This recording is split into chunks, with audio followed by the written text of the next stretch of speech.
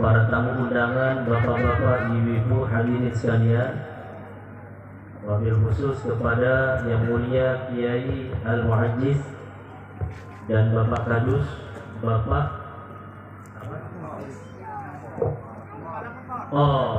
Kepala Pekon. Kepala Pekon itu sama dengan kepala desa. Karena di tempat pondok kami yang di Jatimulyo, itu bukan Bapak Lurah, bukan juga Bapak Pekon, tapi Kades.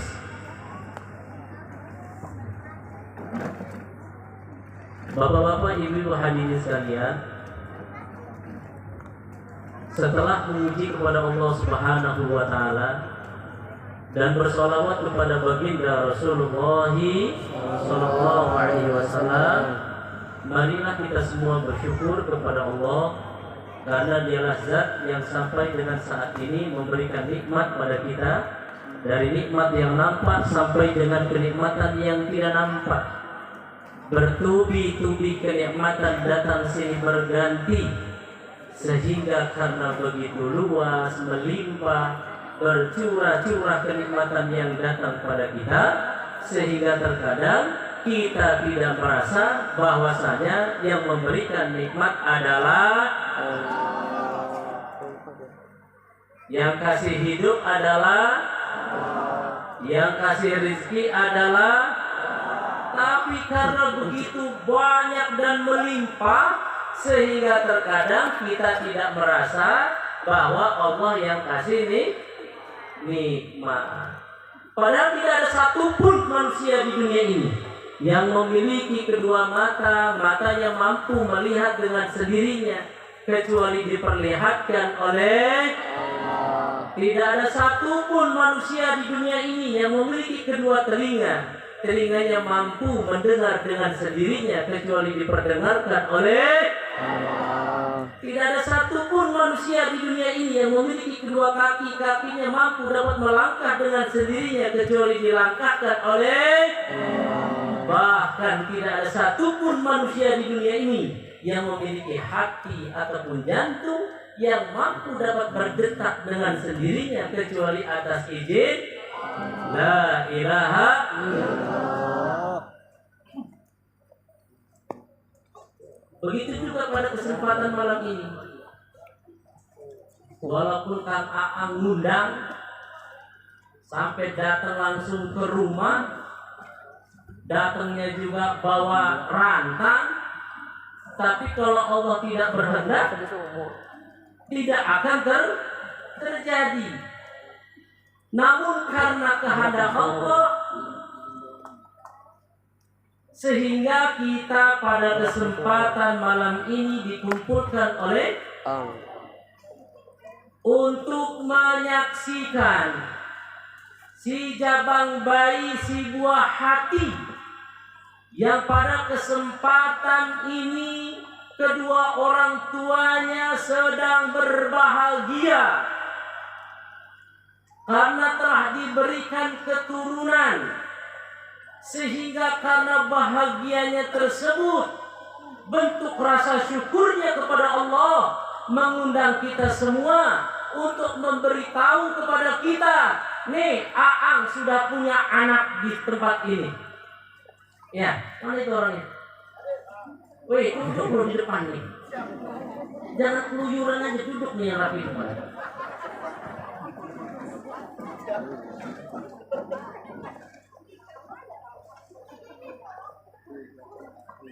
Karena intinya ke situ, baru nyebar ke kanan kiri gitu ya.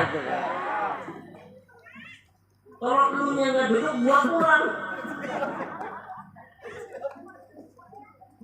Bapak hadirin sekalian, kita semua saat ini memenuhi undangan daripada saudara kita Bapak Aang untuk menyaksikan anaknya dan turut juga mendoakan, yang dimana harapan kedua orang tuanya, yang informasi saya dapat malah yang lebih semangat itu mbahnya ya.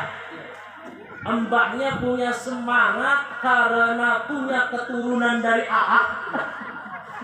kemudian mengumpulkan kita semua untuk menyaksikan dan turut mendoakan. Harapannya dengan adanya si anak kita berkumpul mendoakan, ditambah lagi di marhabanin, ditambah lagi diakikokan. Harapannya anak ini setelah tumbuh berkembang menjadi anak yang dewasa, menjadi anak yang terus dalam proses hidupnya menjadi anak yang penuh dengan keberkahan. Malam ini udah bener nih, diresmikan, didoakan. Karena orang tuanya mungkin agak lupa karena kesibukan yang padat, sehingga nggak nyiapin yang namanya korma. Atau kalau tidak korma, buah-buahan yang manis. Atau kalau tidak ada buah-buahan yang manis, minimal benda-benda yang manis. Atau kalau tidak ada benda-benda manis, atau yang dilihatnya manis-manis. Kemudian dari yang manis itu, kalau korma diremet-remet, kemudian dikunyah-kunyah. Siapa yang ngunyah? Yang ngunyahnya kiai, yang ngunyahnya ulama, para asatid, para penghafal Al-Quran. Dikunyahnya sambil dibacain sholawat dan doa-doa, sambil di dalamnya ada doa dan permohonan untuk keselamatannya. Setelah itu baru dimemehin tuh. Apa namanya itu? Setelah halus, kemudian dimamahin. Nah, kalau bapak-bapak yang hobi suka pelihara burung kacer ya,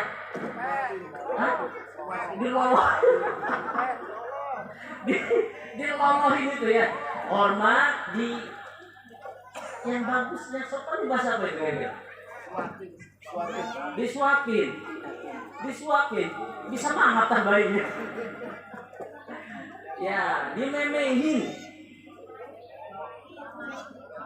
dipelet, ya dipeletin, udahlah itu loh ya. Sambil berdoa, ya itu sunnahnya. Makanya alhamdulillah karena nggak ada barang macam-macam, kiainya langsung ambil kesimpulan. Karena ada juga penjelasannya, langsung diambil di ujung tenggorokan, ditempelin, digeser ke lidah atau mulutnya si bayi. Ya. Tapi jangan lumahan, apalagi kalau habis merokok ya. Kasihan anaknya. Bapak hadirin sekalian, tidak lama-lama, tidak panjang lebar, karena memang katanya kumpulnya habis maghrib ya. Iya. Jangan salahin saya kalau saya undangannya habis isya. Iya. Ini masih bocorin aja ya. Karena dia ini tukang demo, sekali-kali demo aja untuk dia nih. Ya Allah. Dalam hal ini kalau kita bicara hukum ya, akikah sudah ya. Kullu gulamin rahim bi aqiqat tudu'an yang masabi wa isam ya. Jangan sampai buat acara marhaban gede-gede tapi esensinya tidak dilakukan, yaitu akikah. Kalau laki berapa? 2. Kalau perempuan 1. Tapi kalau ada mah nggak apa-apa, karena yang diundang banyak. Kalau 1 mah kurang. 1 kambingnya, 1 sapinya kalau undangannya banyak mah. Iya, iya nggak? Iya, yang pertama tuh diakikohin. Yang pertama lagi sebelum diakikohin, sebelum diakikohin, sebelumnya itu setelah lahir diazanin tuh. Jelas sekali kalau dalam kitab Azkar Nawawi. Azanin telinga kan?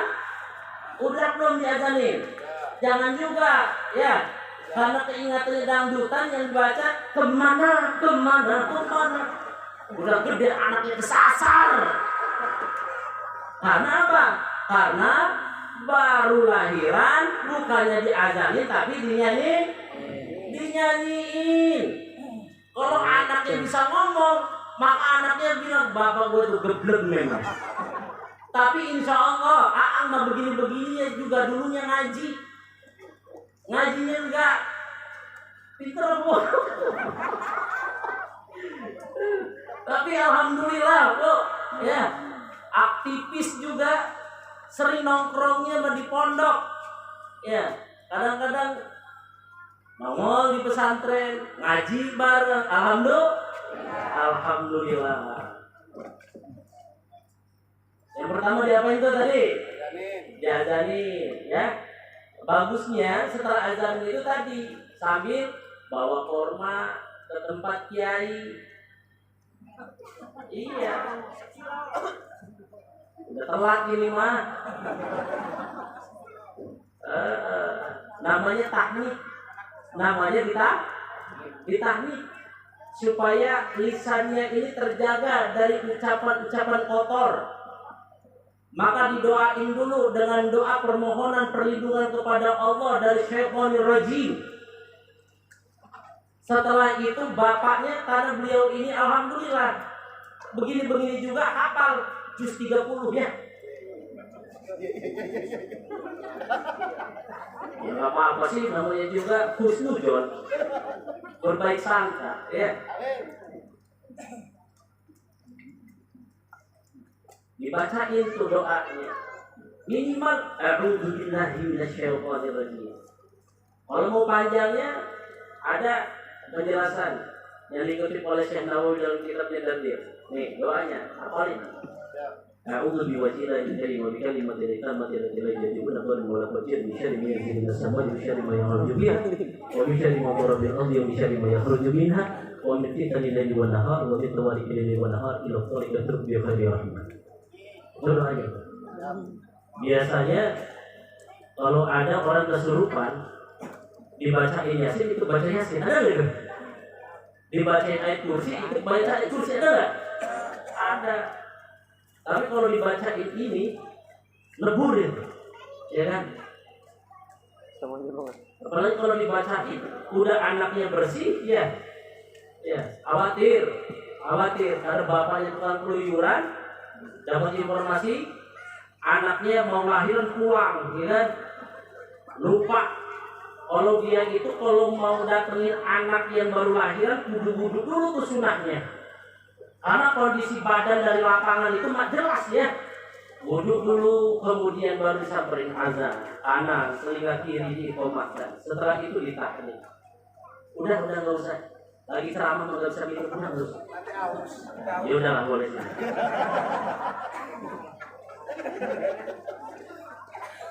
Harus bang. Banyak nggak? Kalau kuenya ada lucu juga ya. Semua nonton kiainya makan. Ya, ditahnik ya. Kemudian dibacain tuh. Makanya karena dia orang tuanya kayaknya udah baca, tapi khawatir kiainya. Khawatir belum baca, maka diulangi lagi bacain anzalnahu. Itu pas. Keterangannya ada dalam kitab Fathur Rabbani karangan Syekh Abdul Qadir Jailani. Ada itu. Supaya menyelamatkan dari hal-hal tersebut. Setelah itu baru diakikahkan. Ya. Pada hari yang ketujuh. Kullu gulamin ra'ikun bi'aqiqatihi tusbahu anhu yawma sabi'i. Dipotong di hari yang ke-7. Kalau di hari yang ke-7 hilalnya belum kelihatan, di hari yang kelipatan yang ke-7. Tapi kalau sudah kelipatan 7-nya 3 kali sudah itu mah. Di mana ada kelancaran, ada rezekinya, hilalnya kelihatan, dimulai. Bayi yang dilahirkan tergadaikan dengan akikahnya. Kalau kita lagi buntu tuh, ada barang yang kita gadaikan. Kira-kira barang gadaian itu bisa dipakai nggak? Mobil kita gadein, mobilnya bisa dipakai nggak? Enggak, dipakai sama yang ngegade. Kita punya motornya digade, bisa dipakai nggak sama kita? Enggak bisa. Begitu juga, anak itu bisa bisa memberikan syafaat kepada orang tuanya. Kalau anak yang menjadikan syafaat itu masih ada dalam gadean, maka anaknya khawatir nggak bisa dipakai untuk ngasih syafaat. Maka jangan sampai kuota habis jutaan untuk lihat YouTube, main TikTok, anaknya belum diakikohin. Makanya kadang-kadang di pesantren kita tuh ada anak yang rada lincahnya lebih, rada malesnya lebih. Kemudian kita panggil orang tuanya, anaknya udah diakikohin belum? Itu bisa menjadi, kadang-kadang menjadikan anak itu begitu. Kalau orang tua pengen lebih dari anaknya, sendiri mungkin diakikohin. Apalagi kalau uangnya sudah ada, disegerakan. Tapi kalau sekarang nih mau lebaran haji, mana dulu nih? Akikoh dulu apa? Korban dulu. Akikoh dulu apa korban dulu? Tapi kalau kayak model Aang ini nggak apa-apa, mau akikoh dulu juga boleh, mau korban juga boleh. Yang nggak boleh itu, misalnya uangnya pas-pasan. Kalau seandainya akikoh, maka saya nggak korban, maka dahulukan korban karena lebaran harinya sudah mau dekat. Tapi kalau Aang mah tenang aja, sekarang akikoh, insya Allah besok korban dia, insya Allah. Ingatin bayar korban besok nih. Cocok nggak kira-kira? Memang begitu. Korban akikoh ya, akikoh. Kadang-kadang ada ya di negara Konoha acaranya pesta gede-gedean, ketika ditanya akikohnya malah belum. Kayak marhabanan tuh kenceng-kenceng tadi ketika mau diresmikan namanya, anaknya dibawa ke dalam. Padahal sunahnya peresmian anak itu. Nah, setelah akikoh apa? Setelah akikoh diresmikan anak, dicarikan nama anak yang baik. Pokoknya namanya anaknya mau baik banget, bagus banget. Ya, sebutin nama itu. Senandung airna cinta. Wah, luar biasa. Oh iya. Pokoknya yang penting anaknya itu senandung itu, tapi senandungnya supaya pinter ngaji, ya. Nanti senandung itu kan irama, pinter, boyang aja nanti kerja. Tergantung kullu mauludin yuladu 'alal fitrah. Bayi yang dilahirkan dalam keadaan suci. Mau dikasih warna hijau, merah, kuning, kelabu, tergantung orang tuanya. Tapi yang jelas setelah akikoh orang tuanya kemudian mencarikan nama yang terbaik. Saya tanya artinya apa? Begini-begini. Ya udahlah, kalau artinya baik mah. Walaupun anjurannya tanya ke kiai. Karena memang Rasulullah SAW bersabda, innakum tud'auna yaumal qiyamah bi asma'ikum wa bi asma'ikum fa'asiru asma'akum. Sesungguhnya kalian semua akan diseru di hari kiamat dengan nama-nama kalian dan nama-nama kedua orang tua kalian. Bi asma'ikum, dengan nama-nama kalian, wa bi asma'i abaikum, dan nama-nama kedua orang tua kalian. Fa'asiru asma'akum, dan perbaikilah, maka perbaikilah nama kalian. Dalam hadis ini ada anjuran untuk kita mencarikan nama yang terbaik untuk anak. Hak orang tua terhadap anak salah satu di antaranya mencarikan nama yang terbaik untuk anaknya. Selain mengandung doa di dalamnya, juga ketika disebut nama itu nggak malu-maluin. Ya. Ingat kan waktu SD dulu ya, kalau ada yang namanya aneh dikit aja kan ya, disebut namanya ketika absen. Makanya ada kesunahan, dicarikan namanya, dipilih yang baik. Jangan juga asal nama Arab aja ya. Saya mah Pak Ustadz ngambil anaknya semua dari Al-Quran. Yang satu namanya Jahil, ya. Yang satu namanya Bahil, Ada juga ngambil dari nama-nama raja supaya anaknya jadi raja, namanya Fir'aun. Atau kalau ngajinya enggak, ya udahlah tebak-tebakan aja, mudah-mudahan bagus. Lahirnya Selasa, Selasanya Kliwon, nama anaknya Sawon. Iya. Pilih cari yang baik, cari yang baik. Kadang-kadang udah tua nih, kadung udah tua baru demen nggak? Ada nggak? Ada. Banyak apa dikit? Banyak. Waktu masih muda sibuk dengan kerjaannya, sampai kemudian setelah tua baru semangat ngaji. Setelah ngaji dapat nasihat dari kiai untuk mencarikan nama yang baik untuk anaknya. Tapi setelah dia ukur-ukur, waduh kacau nama gua ini. Maka ulama jelaskan maksud daripada fa'ahsinu memiliki dua arti.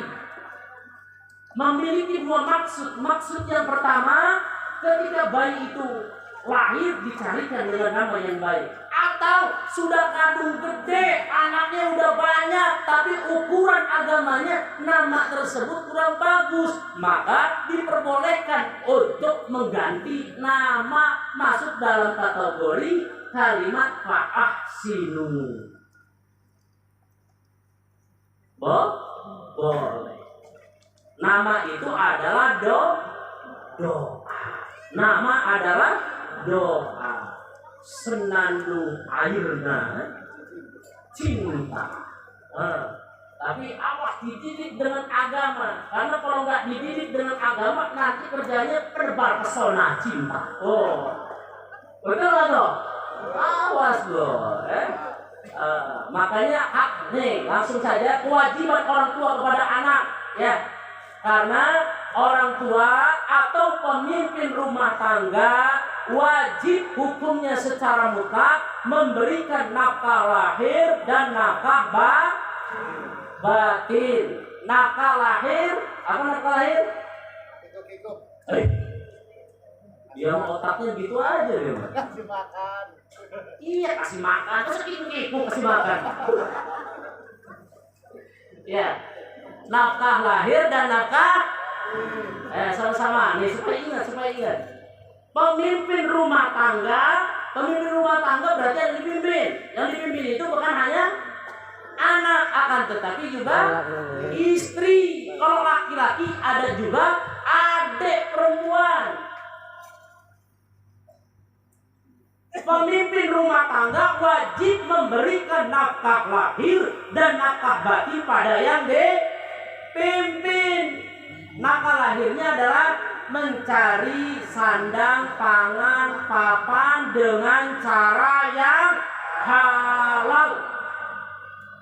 Mencari sandang, pangan, papan dengan cara yang halal. Pertama, itu nafkah lahir, ya. Nggak apa-apa kalau sudah maksimal kerja asalkan halal, insya Allah hasilnya barokah. Daripada haram halal hantam, nanti punya anaknya nggak jelas itu hasilnya. Kalau kita kasih makan kepada anak dari rezeki yang nggak jelas itu, nanti anaknya jadi nggak jelas. Bapak hadirin sekalian, memberikan nafkah lahir dan batin.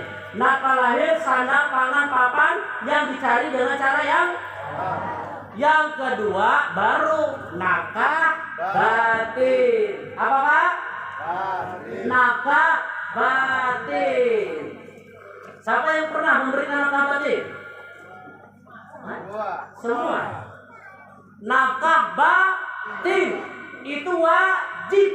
Pemimpin rumah tangga wajib memberikan nafkah batin kepada yang dipimpin. Kepada yang di rumah kita ada anak kita ada laki juga ada perempuan. Kalau nafkah batin itu adalah seks atau biologis, maka disinilah analisis logisnya. Kalau seandainya nafkah batin itu adalah seks, maka pemimpin rumah tangga wajib memberikan nafkah batin kepada yang dipimpin. Yang dipimpin adalah istrinya. Kalau istrinya tidak menjadi masalah badan bagian ini, akan tetapi lalu bagaimana apabila kedudukan dirinya adalah seorang ayah dari anak perempuannya? Maka logika ini membatalkan argumentasi daripada orang yang menyatakan bahwa nafkah batin adalah seks. Nafkah batin adalah kalau seks itu adalah nafkah biologis. Akan tetapi nafkah batin adalah firman Allah, sabda Rasulullah, dan nasihat para alim ulama. Oh, ingat itu. Nafkah batin itu bukan seks. Nafkah batin itu bukan seks. Nafkah batin itu bukan seks. Nafkah batin adalah firman Allah Subhanahu wa taala, sabda baginda Rasulullah sallallahu alaihi wasallam, dan nasihatnya para alim ulama. Maka bentuk daripada nafkah batin seorang pemimpin kepada yang dipimpin, yang pertama, pemimpin rumah tangga wajib memberikan nafkah batin kepada anak istrinya berupa didikan keimanan. Iman yang sempurna, iman yang tidak terkontaminasi dengan segala persekutuan. La ilaha, ajarin anak yang dari kecil, ya, mulai latahnya itu dengan zikir Allah, Allah, Allah. Jangan teng. Wah, itu udah bapaknya aja. Ketika ketemu anak udah zikir Allah, Allah, Allah. Alhamdulillah, ya. Ini mah bukan dikit aja ya. Anak saya itu baru 6. Karena minimal 11. Ketawa santri putri kan. Minimal 11, ya. Karena dibiasakan, karena memang ibunya juga hafal Quran, sedini mungkin ketika digendong, ketika mau tidur, dibisikinya Allah, Allah, Allah, Allah, Allah, Allah, Allah. Karena kalau mau ikutin la ilaha illallah maka kejar sama bayi ya. Allah, Allah, Allah. Si jabang bayi itu setiap kali pertama ngomong semua bisa mengucapkan Allah, Allah, Allah. Udah gampang, jangan ini mama, ini dia dengan mama. Enggak, udah ajarin aja. Allah, Allah, Allah, Allah. Insya Allah ya semua. Itu didikan orang tua, pemimpin rumah tangga kepada yang dipimpin dari sedini mungkin. Iman itu udah bekal, iman itu bekal. Tuh, tadi ayatnya dibaca sama yang tadi. Wa isqala rabbuka lil malaika inni apa? Wa isqala Luqman libnihi wa huwa ya'izu ya bunayya la tusyrik billahi inna syirka la dzulmun 'adzim. Dan ketika wa isqala Luqman, dan ketika Luqman telah berkata kepada anaknya, memberikan nasihat, memberikan wasiat. Wa isqala Luqman libnihi kepada anaknya. Luqmanul Hakim itu manusia, tapi ucapannya diabadikan oleh Allah dalam Al-Quran. Ucapan Luqman itu, Luqmanul Hakim itu karena penting diabadikan oleh Allah dalam Al-Quran. Apa ucapan Luqmanul Hakim itu? Ya bunayya la tusyrik billah inna syirka la dzulmun 'adzim. Wahai anakku, janganlah engkau sekali-kali mensekutukan Allah. Enggak boleh mensekutukan Allah. Namanya iman, yakin yang benar kepada Allah. Iman nilainya lebih berharga dari makanan ketika kita lapar. Iman lebih berharga dari air ketika haus. Nih, lagi haus misalnya ya, lagi haus. Bismillah.